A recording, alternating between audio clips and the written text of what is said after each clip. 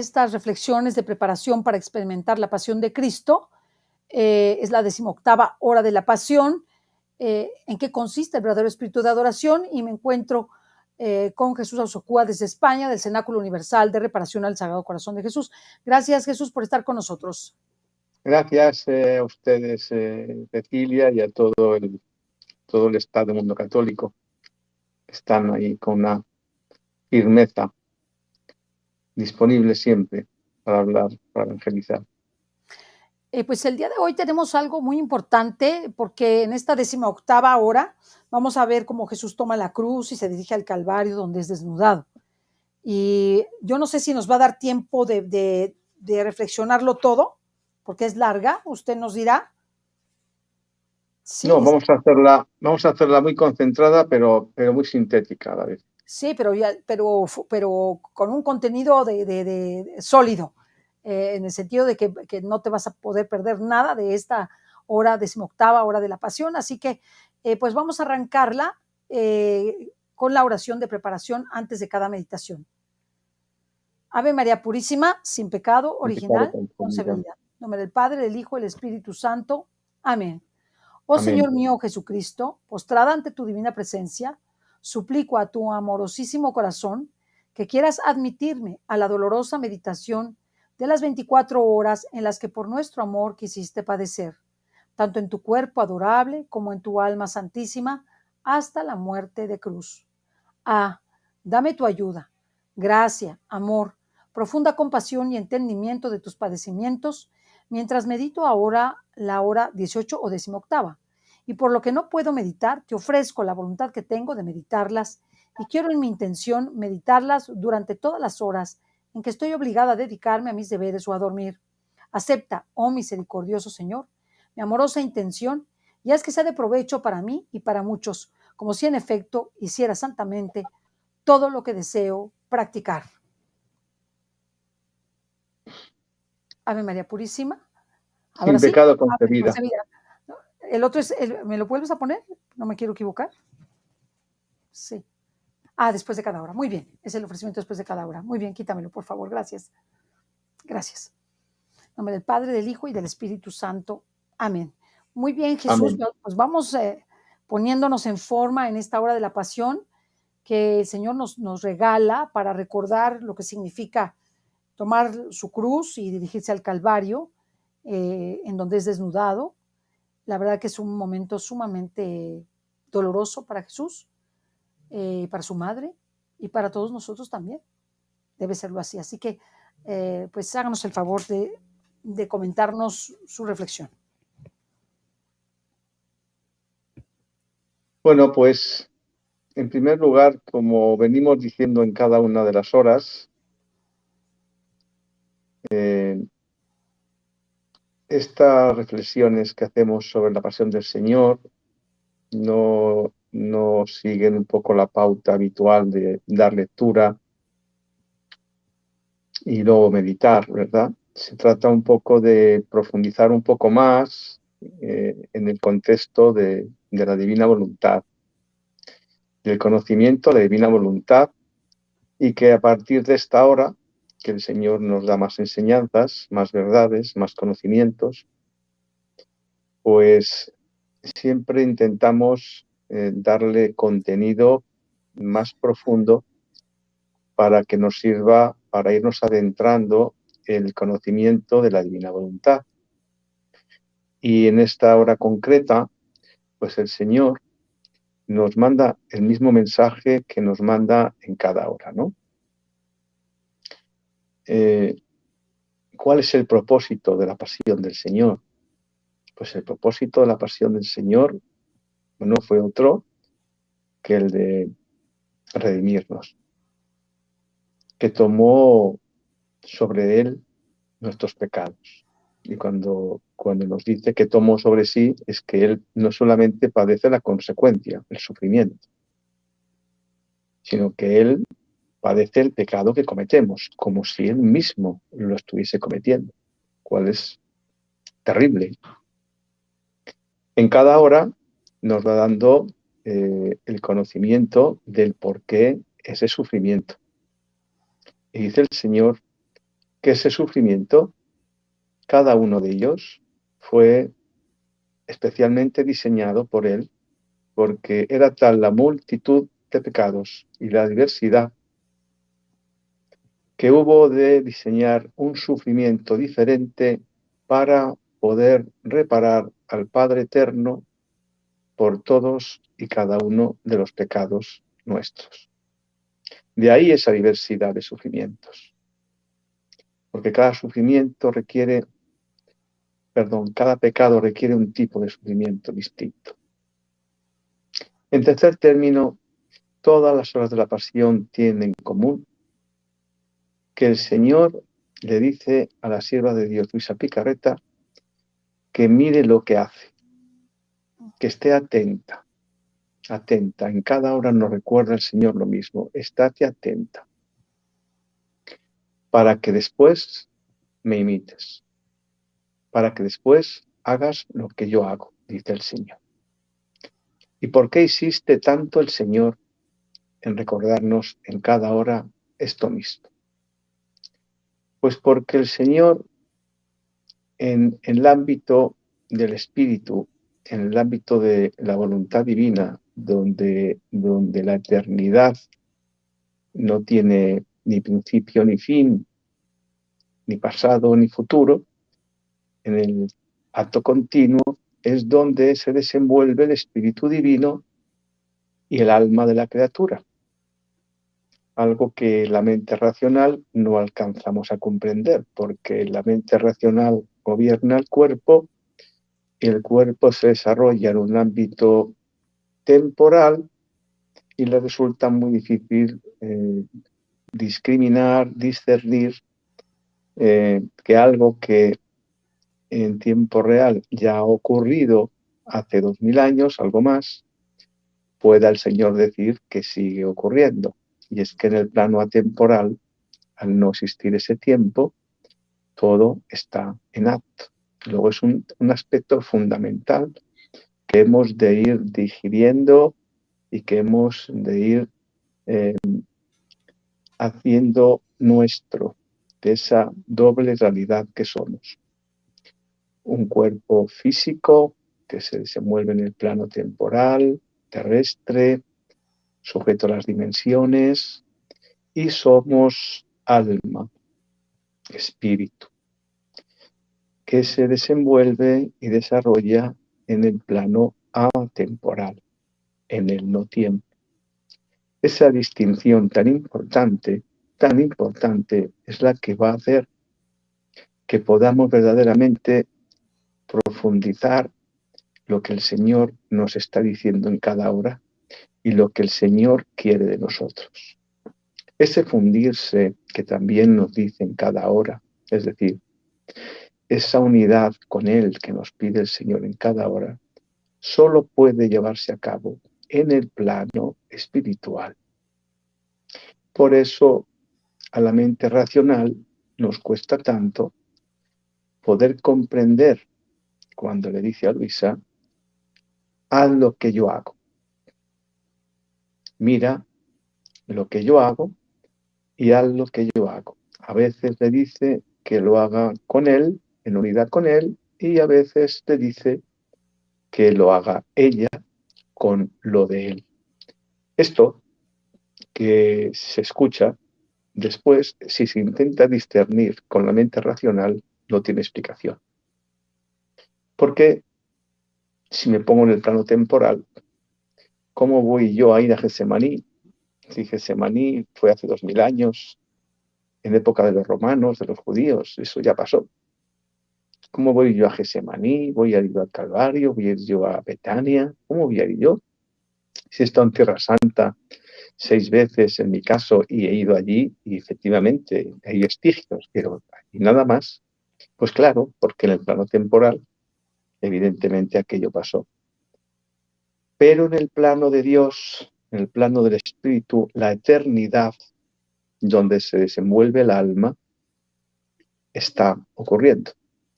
Y ya nos ha dado el Señor sobradas muestras de ello, cuando nos adelanta acontecimientos que van a producirse y que algunos ya se han producido. ¿Por qué? Porque en el no tiempo, en la eternidad, se encuentra todo. Él ya ve, es como si estuviera arriba del todo y estuviese viendo todo lo que va a pasar y todo lo que está pasando y todo lo que pasó. Y todo está ocurriendo. Luego, esta distinción tan importante, de que es la parte del alma, del espíritu, quien se tiene que empezar a acostumbrar a desenvolverse en el plano que le corresponde como espíritu que es en el plano espiritual, en el plano divino, en el plano de Dios, en el plano atemporal. Cuando la mente racional nos da a pensar que cómo voy a poder yo unirme a Jesús, que ya murió en la cruz, que cómo voy a poder tomar su sangre para llevarla a los moribundos, tenemos que empezar a reeducar nuestra mente racional y ponerle en su sitio. La mente racional es eso, mente racional temporal, que se desenvuelve en el plano físico. Y tenemos que empezar a darle a conocer que la parte espiritual, donde se encuentran las tres potencias del alma, voluntad, inteligencia y memoria, se encuentran precisamente ahí, en el alma, no en la mente, no en el cuerpo. Por tanto, es un indicador extraordinariamente importante tener en cuenta que estando las tres potencias del alma en el alma, evidentemente esas tres potencias son las que nos van a poder trasladar al plano de Dios para poder estar con Él en la creación, en la redención y en la santificación, porque está ocurriendo. Así que hecha de esta distinción entre los dos planos que somos, tenemos que aprender ya a caminar y a desenvolvernos en los dos planos. Ya el Señor lo avisaba antes de irse al Padre Eterno, cuando le decía: no son del mundo, pero están en el mundo. ¿Quién cuidará de ellos? Por tanto, cuando empezamos ya a tener clara esta distinción de que nos desenvolvemos en los dos planos, ahí el Señor va a empezar entonces a darnos ya la luz necesaria para mostrarnos cómo hemos de desenvolvernos en el plano terrenal y, en paralelo, en el plano espiritual. En el plano terrenal ya nos dice que gobiernan los sentidos. Y son los sentidos los que nos atan, nos esclavizan a una realidad temporal y efímera. Esto es lo que distingue precisamente al plano físico del plano espiritual. Desde el momento en que conocemos esas limitaciones, esa finitud, esa efemeridad nuestra, esa limitación de la criatura, empezamos a darnos cuenta de que tenemos que empezar a vaciar nuestro conocimiento exterior y volcar nuestra atención hacia lo que es eterno, el alma, y hacia lo que se puede condenar eternamente, que es el alma. Por tanto, esa distinción del plano temporal es fundamental. Es la que nos va a animar a empezar a prestar menos atención a lo externo para empezar a darle importancia a lo que nunca deberíamos de haber dejado de dar importancia, a la parte espiritual, a lo que no muere, a lo que está unido a Dios.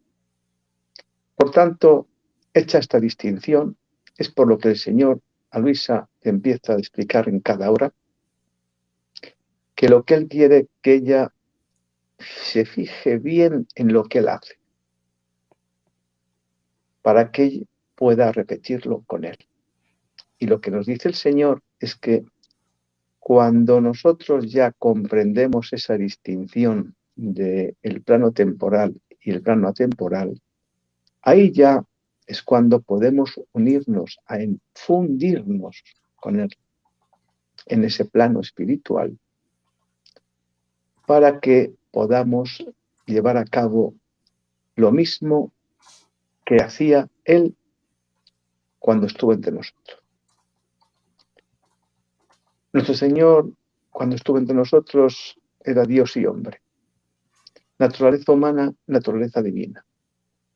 La parte humana fue quien padeció los sufrimientos, dos de las tres pasiones, dos de las pasiones. La pasión del pecado y la pasión de los judíos.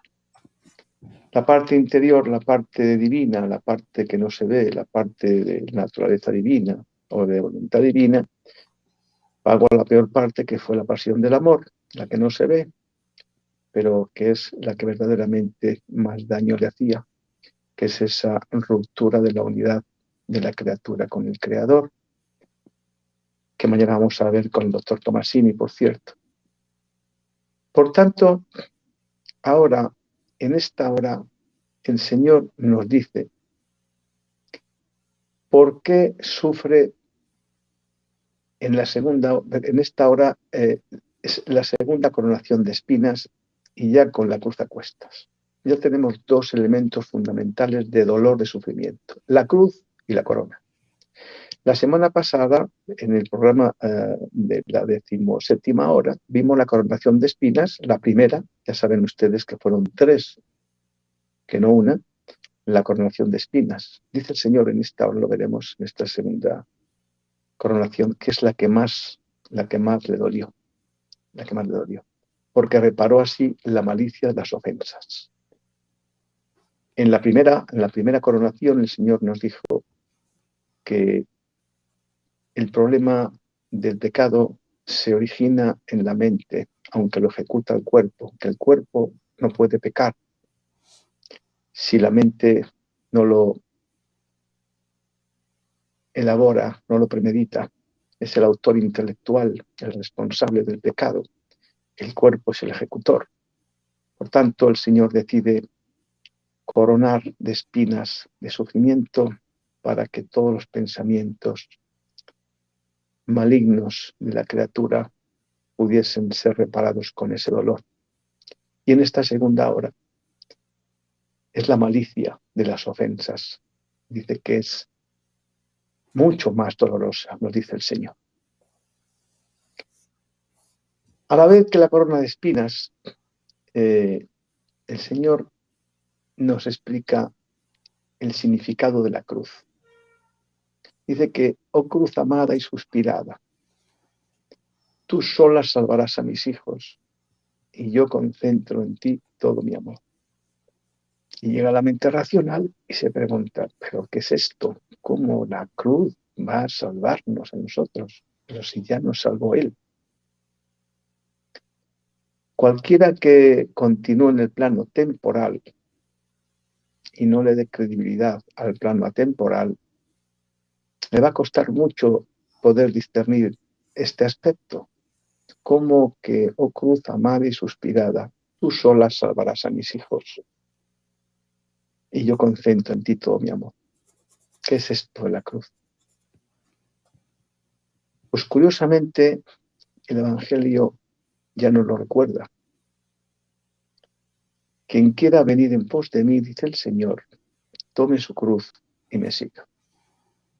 ¿Y qué es esa cruz? Pues esa cruz es lo que nos ocurre cada día, en cada momento de nuestra vida, a todos nosotros.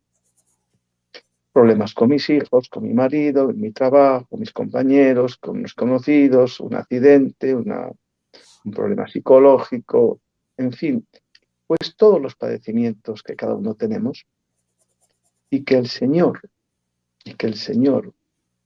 ha permitido de forma idónea para la evolución del alma de la criatura. Hay una carta apostólica extraordinaria del Papa San Juan Pablo II ya, que se titula Salvifici Doloris. Yo les recomiendo que lo vean porque es extraordinario. Y parece ser que el Papa, que San Juan Pablo, no conocía la divina voluntad, en teoría. ¿Cómo define el dolor? El poder salvífico del dolor. Ese dolor que lleva aparejada cada cruz que tenemos nosotros, es fundamental que tengamos en cuenta, ahora lo vemos, que si nosotros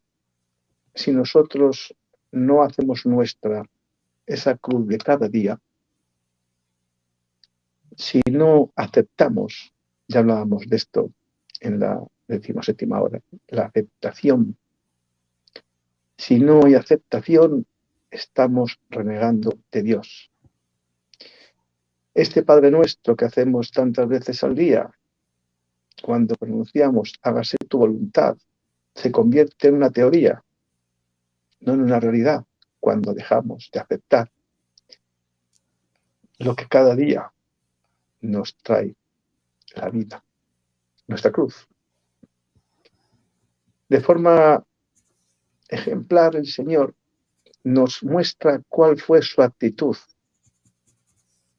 nos muestra para qué padece esto y nos muestra qué obtiene con esto y nos pide que, conociendo ya qué es lo que Él sufre y para qué lo sufre, ahora es cuando ya podemos repetir en unidad con Él, en el plano atemporal, en el plano espiritual, en su plano, podemos repetir con Él todo lo que Él está haciendo, liberar almas de la condenación. A través de su sufrimiento, el Señor paga al Padre Eterno por cada pecado nuestro y redime al hombre. Y nos recuerda que cuando nosotros aceptamos nuestros pecados, cuando nosotros aceptamos nuestros sufrimientos, nuestros padecimientos, en unidad con Él, Él se está sirviendo de nuestros padecimientos, de nuestras cruces, para seguir liberando almas de la condenación, porque es lo único que le interesa. Almas es lo que más repite. Mira lo que hago para que lo hagas tú. Almas, solo quiero almas. Lo repite de forma insistente en toda la obra de la sierva de Dios, Luisa Picarré. En esta segunda coronación le dice expresamente a Luisa, a la sierva de Dios: hija mía, hazme desahogar mi amor y junto conmigo, es decir, en unidad con Él, repara por aquellos que hacen el bien y me deshonran. ¿Y cómo se hace esto? ¿Cómo junto conmigo? Nos preguntamos, pero ¿cómo, Señor, cómo me junto yo contigo si aquello que ocurrió hace 2000 años? ¿Y cómo se hace esto? Pues vamos a introducir un elemento racional para poderlo comprender mejor. Nuestro Señor tenía una humanidad como la nuestra.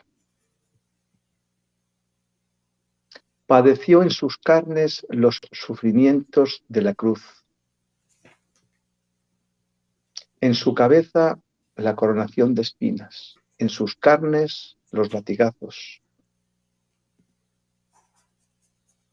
Quiere decirse que el Señor tuvo que disponer de una humanidad porque de otro modo no podía haber reparado al Padre Eterno por los pecados de los judíos y por la pasión del pecado.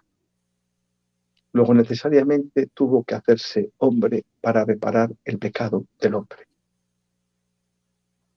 Y ahora el Señor no dispone de esa humanidad.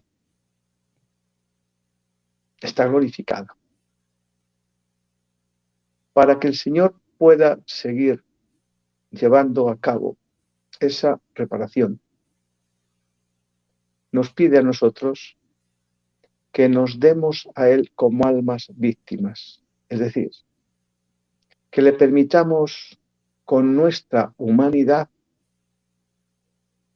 unirse en cada acto para que Él se sirva de nuestra humanidad y repita y siga repitiendo lo que ya hacía cuando estaba con su propia humanidad. Este es el papel de las almas víctimas. No significa que me tengan que crucificar a mí o a ustedes y poner los clavos en las manos. Eso ya lo pasó Él. Solo que los efectos de ese sufrimiento, Él, que lo tiene todo en movimiento, está produciéndose, está vivo, está en acto en el plano espiritual. Precisamente es cuando a través nuestro puede repetirlo. Y lo que es más, nos dice y nos recuerda que nuestros sufrimientos le sirven a Él para unirse a nosotros y servirse de nuestros sufrimientos para seguir liberando almas de la condenación.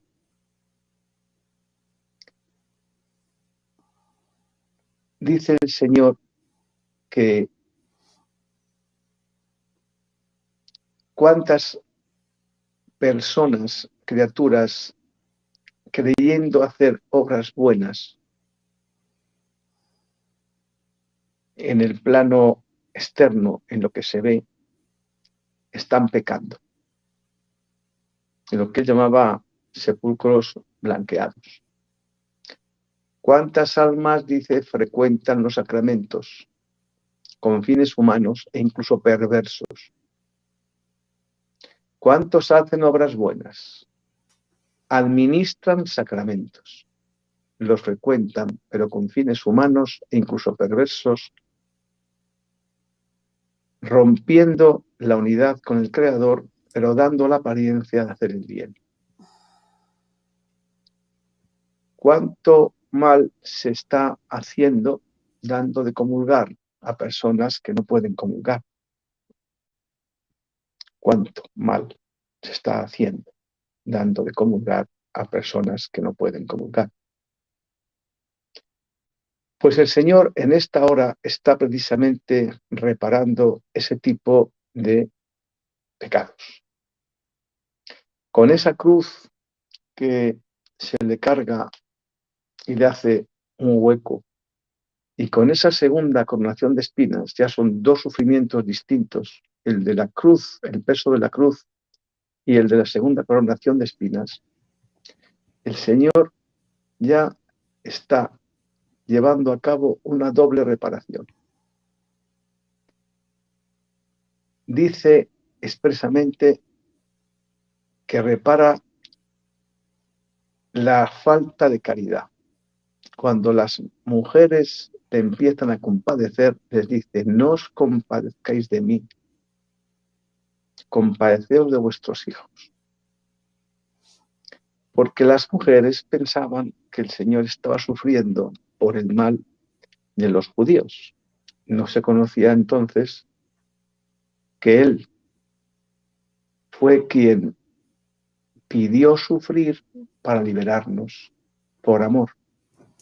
Aquellas mujeres en aquel momento de aquella época no alcanzaban a conocer esto. El Señor no había dado tanta luz como para conocer esta realidad que hoy sí conocemos.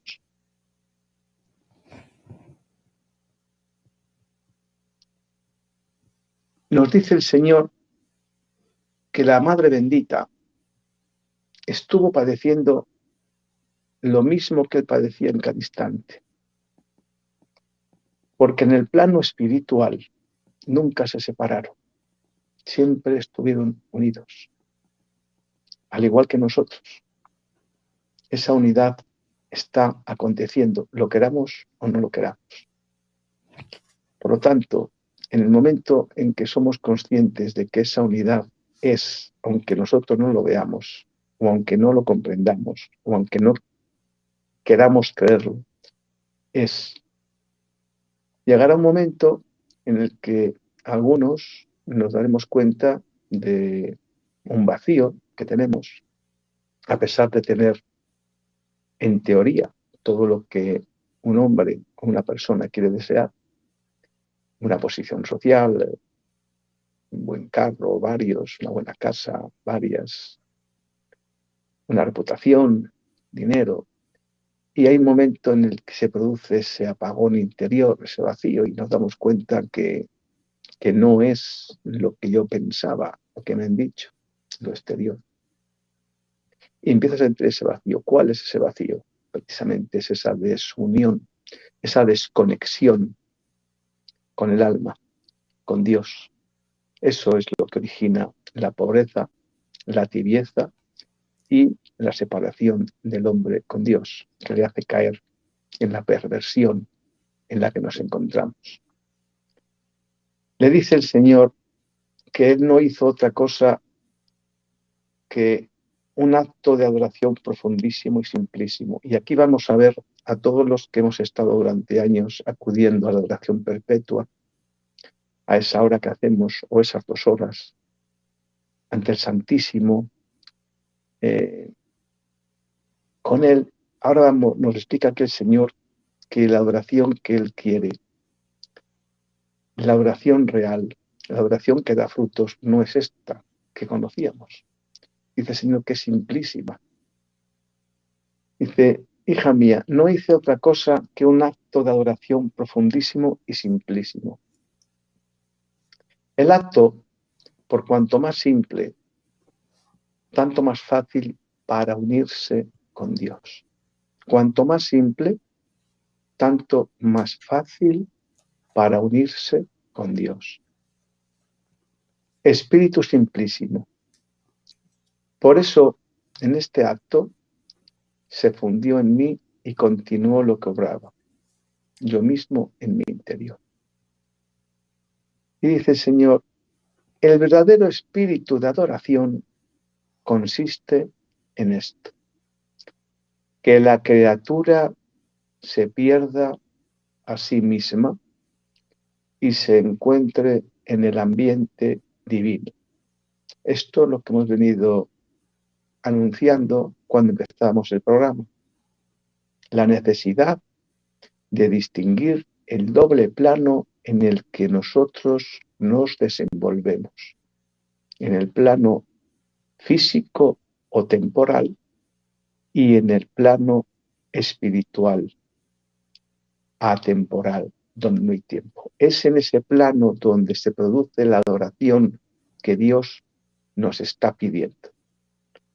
Dice, el verdadero espíritu de adoración consiste en esto, que la criatura se pierda a sí misma y se encuentre en el ambiente divino, es decir, en el plano espiritual.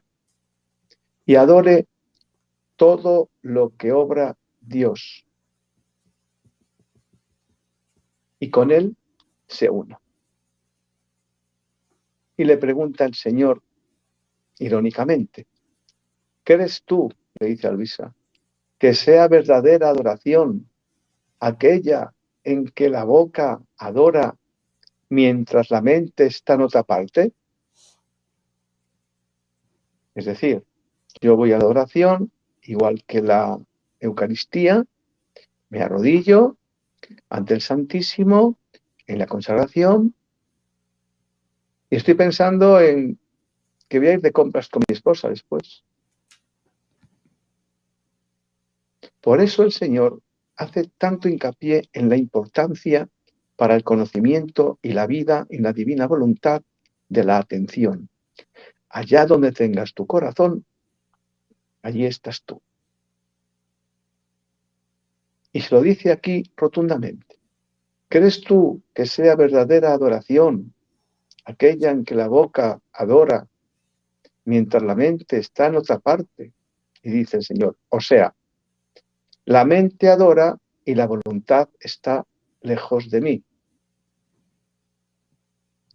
O bien, que una potencia me adora y las otras están todas desordenadas. Y dice el Señor, no. Dice, no.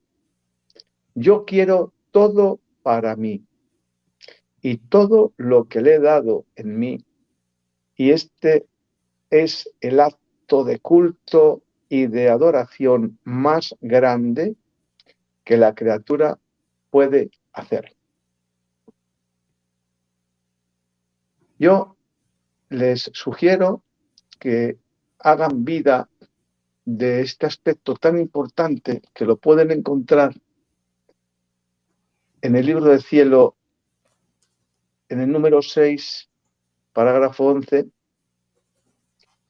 17 de diciembre de 1903.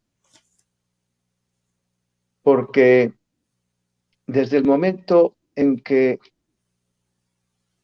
empiezo a ser consciente de que debo vivir en unidad de acto para que pueda el Señor unirse a mí, si esto no lo rumio, no lo mastico, no lo hago vida, no lo digiero, no voy a poder llevar a cabo lo que el Señor me pide. Esa unidad de vida con Él. Esa unidad, la que tenía Adán.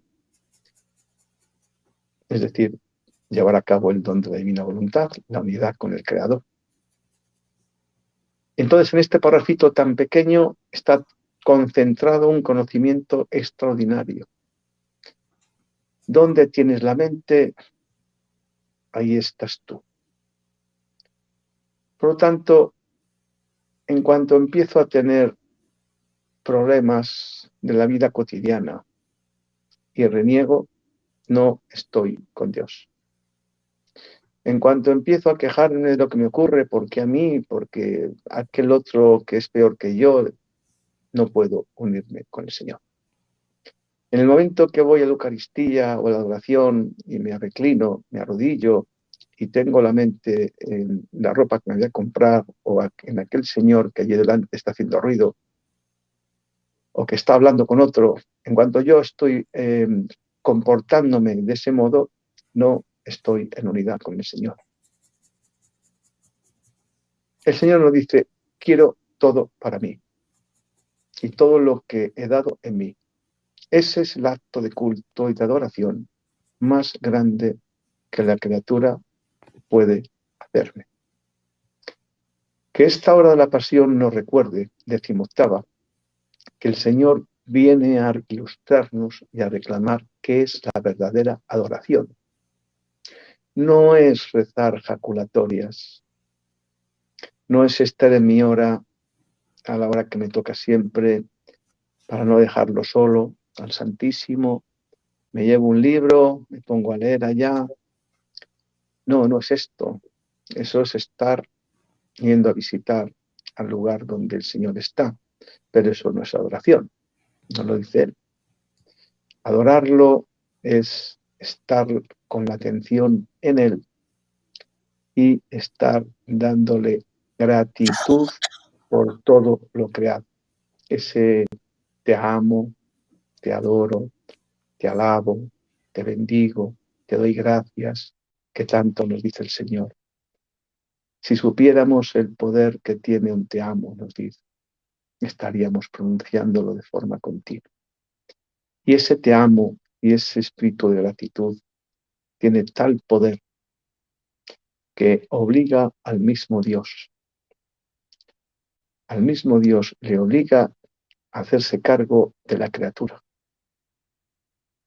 Entonces, empecemos a cambiar los hábitos.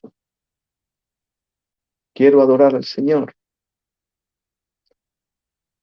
Lo debo de tener presente en mi vida, en cada cosa que hago. Verlo en todos, verlo en mi esposa, en mis hijos, verlo en mis amigos, en ustedes, al que vea por la calle. Verlo en el cielo, porque el amor lo ha puesto en todos, sus atributos están en todo. Verlo en el banco de la iglesia. Verlo en cualquier obra de la creación, porque ahí están los atributos de Él. Y ponerle el te amo, y el te adoro, y el te bendigo, y el te doy gracias de forma continua. Esa es la verdadera adoración, que no la recitación de ejaculatorias. No lo dije aquí, claro. Lo demás, como dice el Señor aquí, son apariencias. Cada vez que hacemos un acto separado del Creador, estamos pecando. Es verdad que esto no nos lo han explicado hasta ahora, como lo del matrimonio cristiano. Hemos hecho cosas conforme a los conocimientos que teníamos, conforme a la formación que hemos recibido, el conocimiento, pero es que ahora ya nos están dando un conocimiento y no podemos ignorarlo. Y el conocimiento nos lo da el Señor, no es un santo, una santa.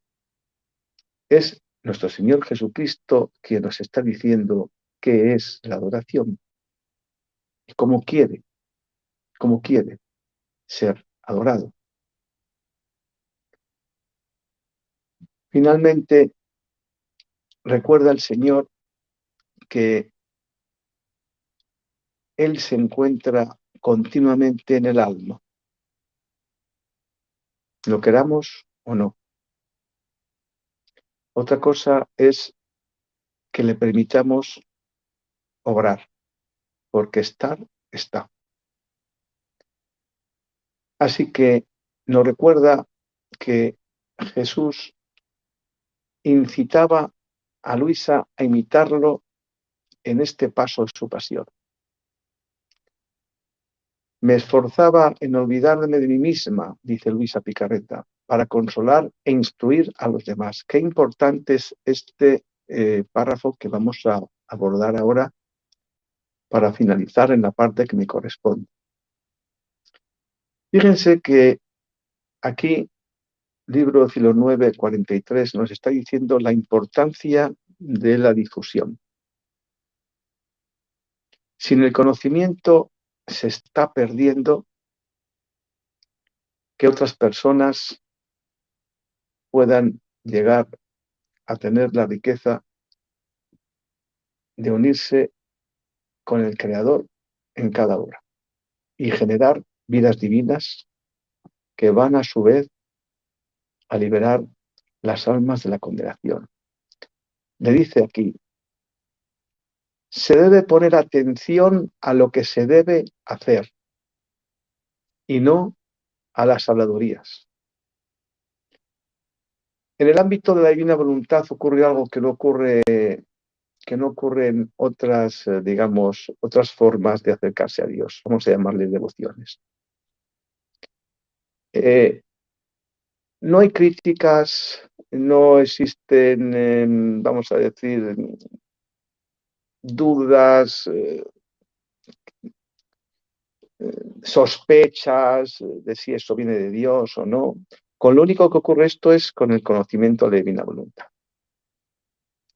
Y el Señor aquí le dice con claridad meridiana, contundentemente. Le dedica un texto concreto a esto. Se debe poner atención a lo que se debe hacer y no a las habladurías.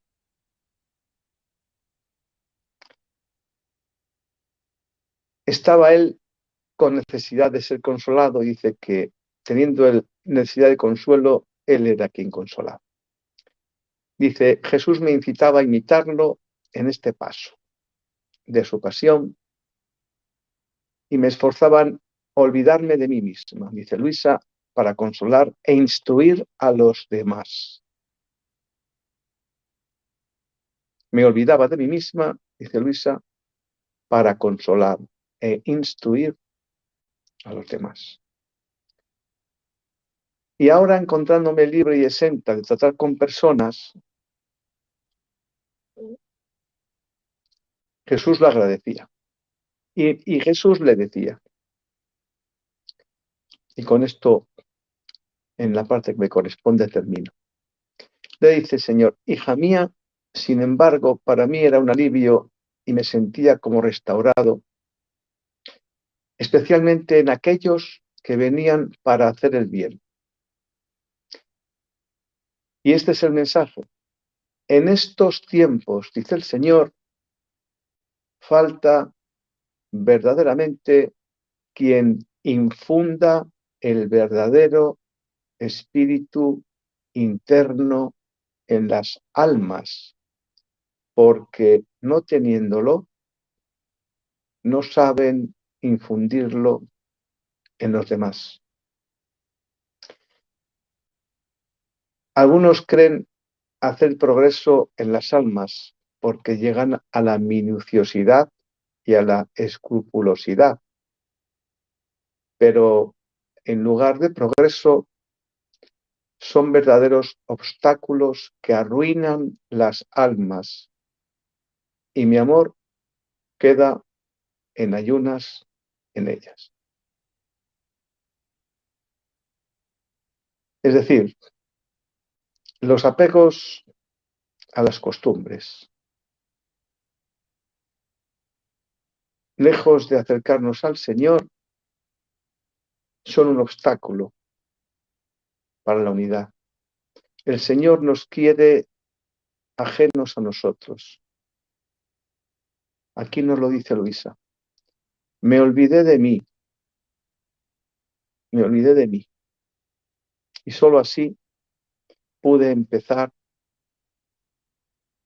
a llevar a cabo esa unidad con el Señor. Mientras sigo mirándome a mí, a lo que hago, a lo que tengo que hacer a esta hora, tengo esta plática, tengo este ejercicio, tengo esta plática con la comunidad, tengo esto. Nos lo dice aquí, claro. Algunos creen hacer progreso en las almas porque llegan a la minuciosidad y a la escrupulosidad, pero en lugar de progreso son verdaderos obstáculos que arruinan las almas. Y mi amor queda en ayudas, en ellas. Acaba diciendo que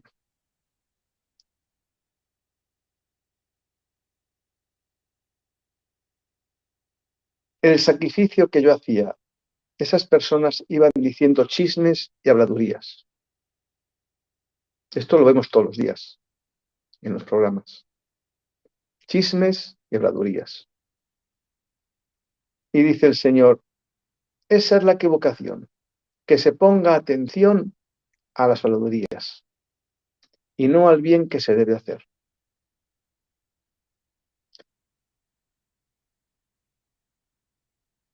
Por eso se debe pensar en lo que se debe hacer y no en lo que se dice. Las habladurías quedan a cuenta de quien las hace. Así que nos ha dejado el Señor, a mi modo de entender,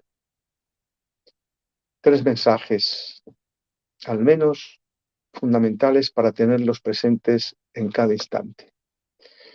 La cruz es nuestra, cada uno tenemos la nuestra.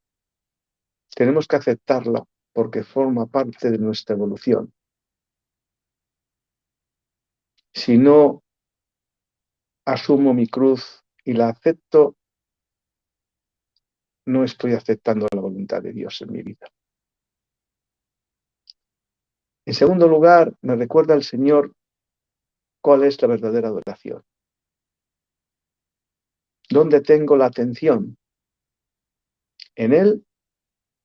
O aunque esté en cuerpo presente, estoy pensando en cualquier otra cosa que no es Él.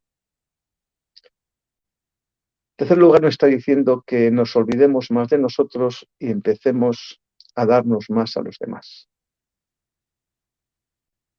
Nos recuerda este hecho cuando Él estaba padeciendo y las mujeres le lloraban y les recuerda que no lloren por Él, que lloren por sus hijos. Él que venía a ser consolado, era el que consolaba. Que nos desprendamos de nosotros y empezamos a donarnos a los demás. Que empezamos a ocuparnos de los demás, sin la intención de pedir nada a cambio. O sea, amor, caridad. Amor, caridad. Darme, donar. Que en definitiva es lo que Dios hace con el hombre. Darse, sin pedir nada a cambio. Por tanto, tampoco prestemos atención ni le demos más importancia cuando en el ámbito de la divina voluntad empecemos a escuchar barbaridades, incongruencias, incoherencias, porque es el enemigo el que se vale de algunas personas para intentar infundir confusión, división y sobre todo aversión al conocimiento de la divina voluntad. Dicen por ahí que las personas que empiezan a tener conocimiento de la divina voluntad se creen más. Pues no, nadie se cree más. Lo que sí creemos es que creemos más a Jesús. Porque una cosa es creer en Dios y otra es creer a Dios. Por tanto, si en el libro del cielo 24 de la Pasión, Catecismo de la Iglesia Católica, dice que Dios quiere dar la naturaleza divina al hombre,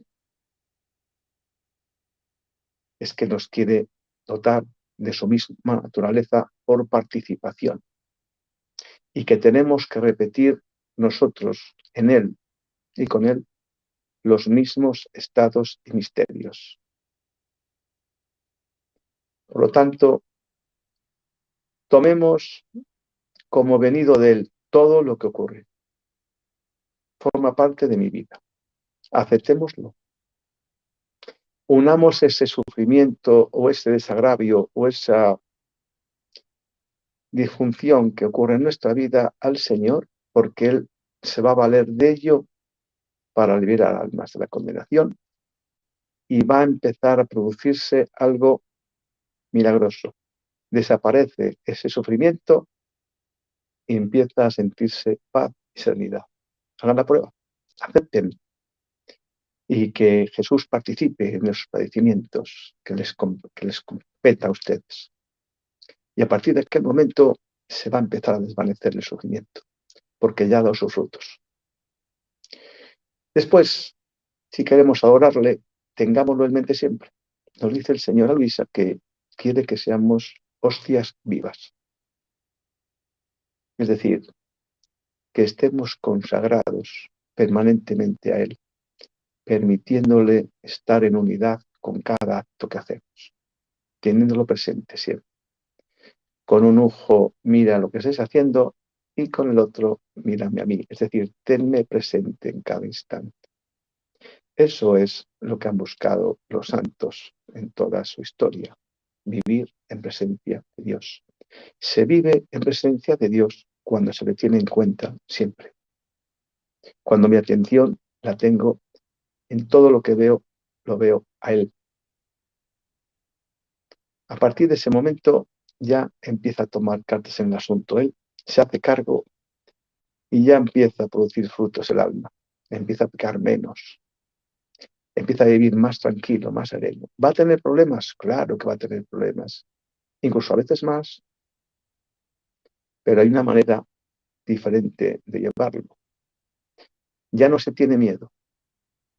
Se vive en serenidad. Se vive en paz, en tranquilidad. Se vive en oración cada vez más continua. Nos preocupa cada vez menos el mundo, la materia. Y a partir de ese momento vamos dándonos cuenta que el mundo que nos han contado es una falsedad. Hemos estado viviendo en la irrealidad, en la materia. Así que esta hora nos sirva para tener presente la simplicidad de la adoración, no recitar. Que no nos esclavicemos con prácticas a tal hora, en tal sitio, todos los días, no. que eso es un obstáculo para el alma, nos dice el Señor. Que lo tengamos presente con Él, en Él, y que de ese modo sí podemos fundirnos y Él en nosotros para vivir en unidad. A partir de ese momento, cuando esto se produce, notaremos cambios a mucha velocidad. Y no poner atención en las saludías, sino en lo que se debe hacer. Nos recuerda el Señor, especialmente. 9:43, Libro de Cielo, septiembre 2 de 1910.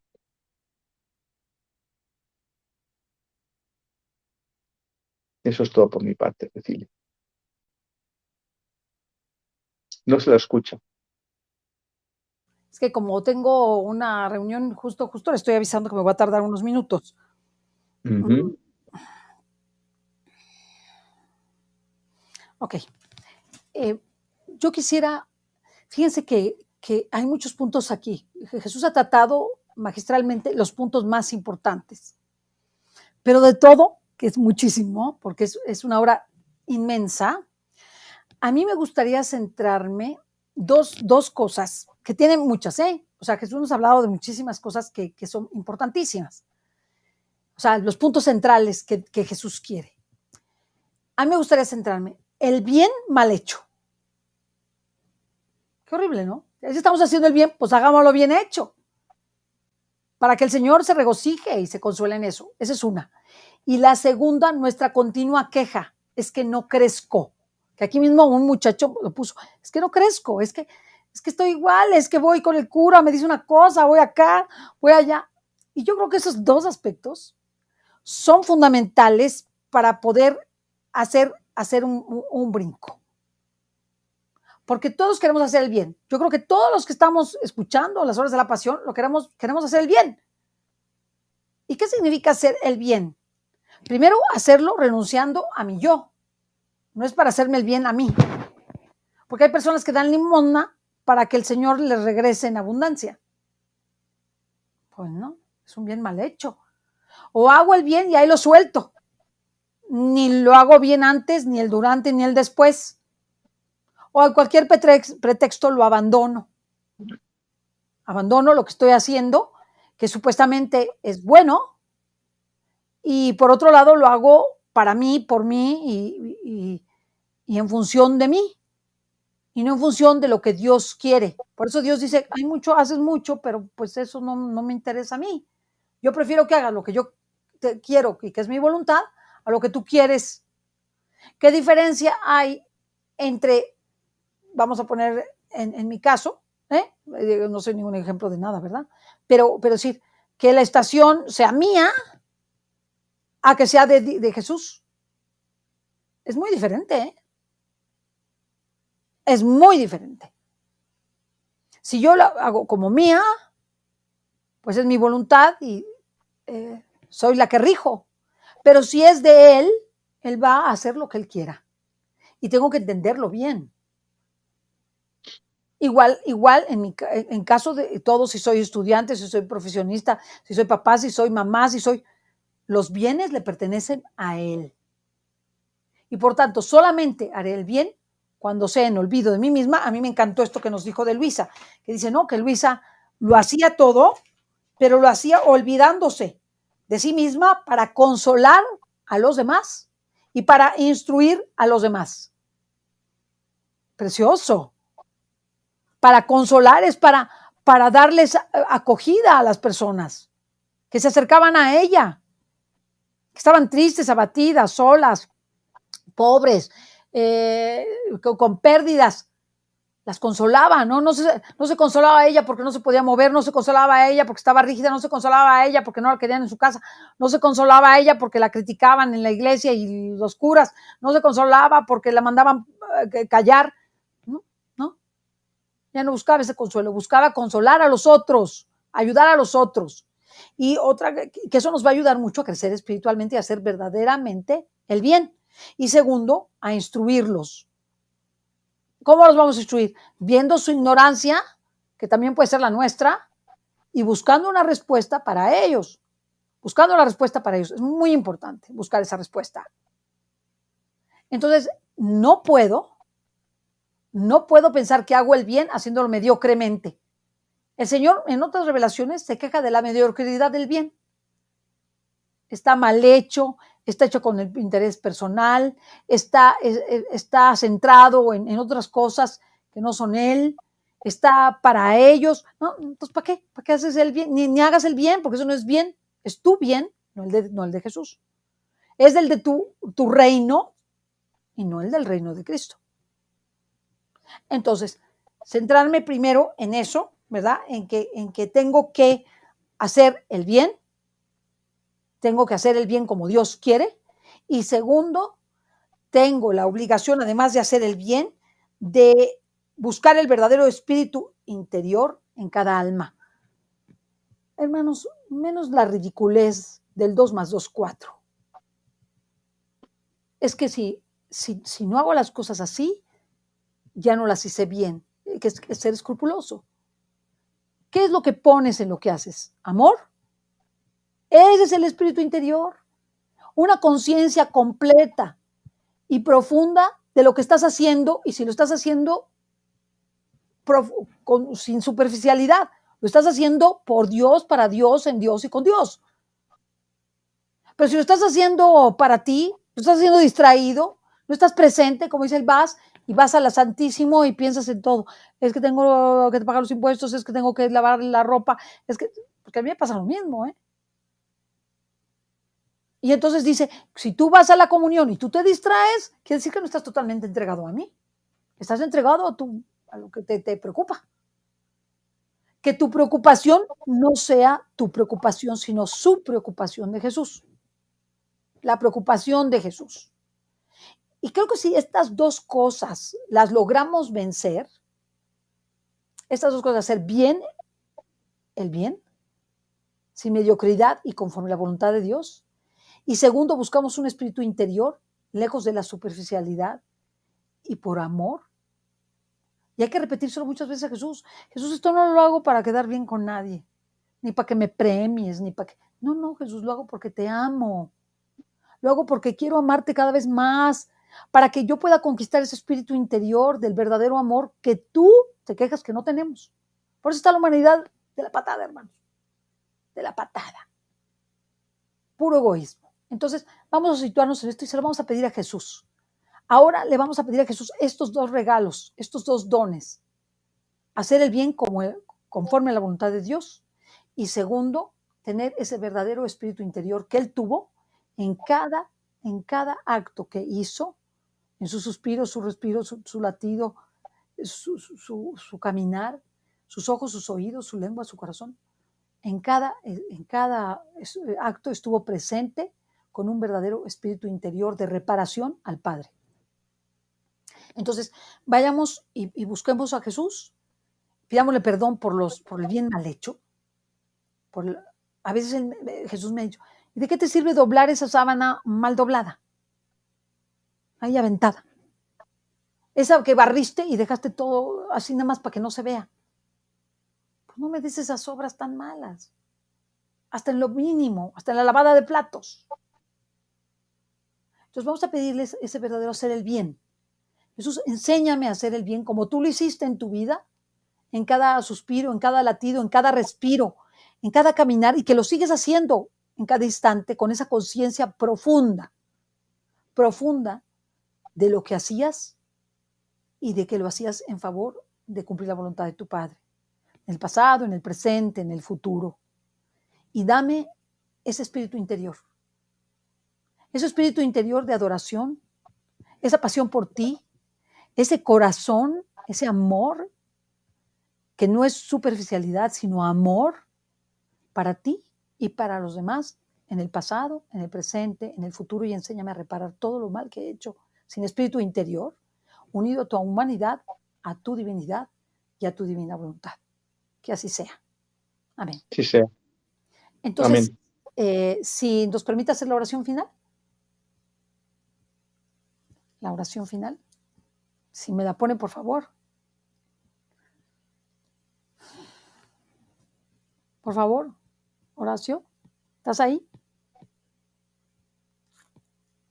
Horacio. Ok, ¿me pones la oración final, por favor? El ofrecimiento. Es que es importante crecer espiritualmente. Y uno a veces se le da la vuelta al crecimiento espiritual y es algo tan simple. Es algo muy simple. Un espíritu interior constante, constante. Ofrecimiento después de cada hora.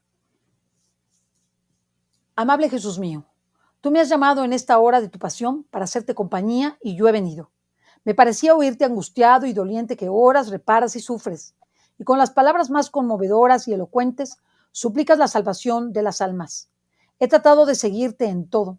Ahora, debiéndote dejar por mis acostumbradas ocupaciones, siento el deber de decirte gracias y un te bendigo.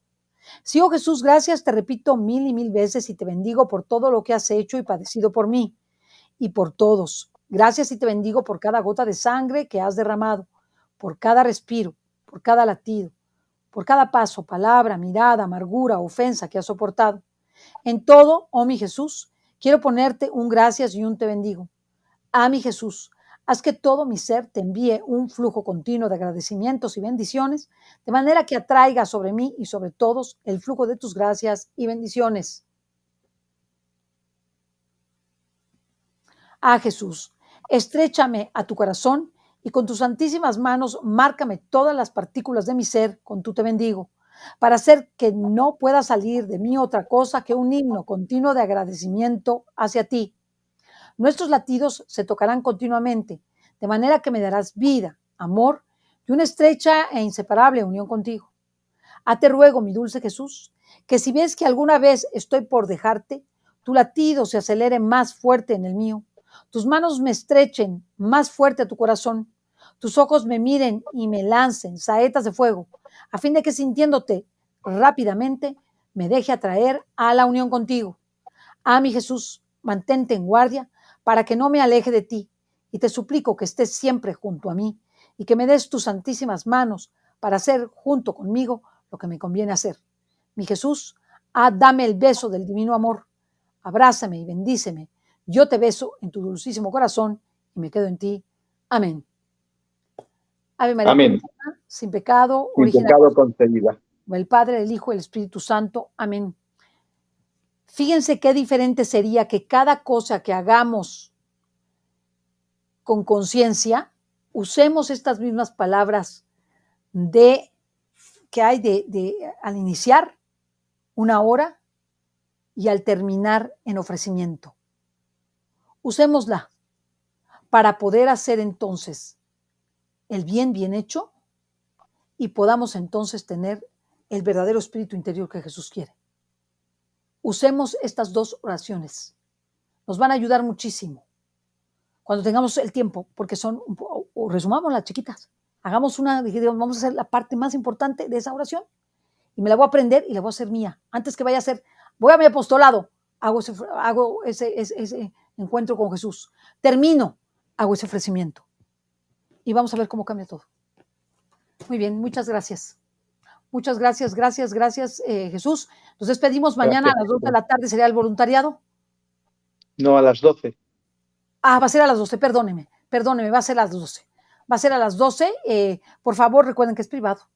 ¿Quieres registrarte? www.voluntariadodivinavoluntad.org y me despido de ustedes porque me voy a un trabajo.